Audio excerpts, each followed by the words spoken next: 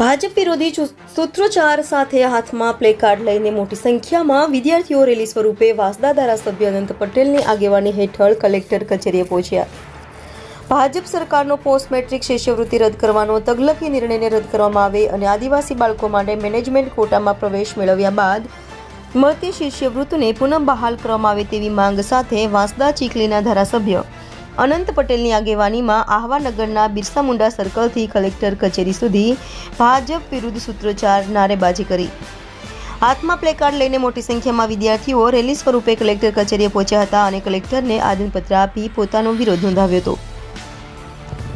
સરકાર તાત્કાલિક પોતાનો આ તગલકી નિર્ણય રદ કરે અને આદિવાસી સમાજમાંથી આવતા બાળકોને કોંગ્રેસના સમયથી મળતી આવતી શિષ્યવૃત્તિ પુનઃ શરૂ કરવામાં આવે તેવી માંગ કરવામાં આવી હતી. જોકે અહીં આહવા ખાતે યોજાયેલ જન આક્રોશ રેલીમાં વાસદાના ધારાસભ્યની હાજરી વચ્ચે પણ કોંગ્રેસના ગણ્યા ગાંઠિયા કાર્યકર્તાઓ હાજર હતા, જેના કારણે કોંગ્રેસમાં આંતરિક જૂથવાદ હોવાનો ગણગણાટ જોવા મળ્યો હતો.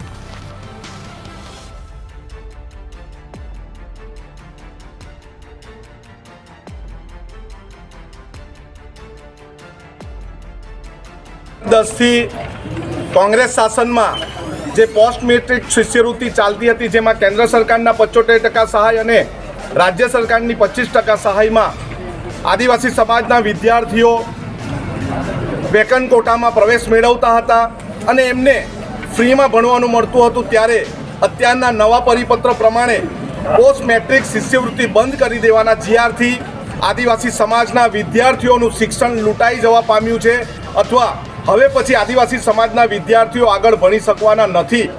એ ભય હેઠળ અમે જિલ્લા કોંગ્રેસ સમિતિ દ્વારા આજે કલેક્ટરશ્રીને આવેદનપત્ર આપવામાં આવ્યું છે કે અમારો પોસ્ટ મેટ્રિક શિષ્યવૃત્તિ જે ચાલી આવી રહી છે ચાલવા દેવો.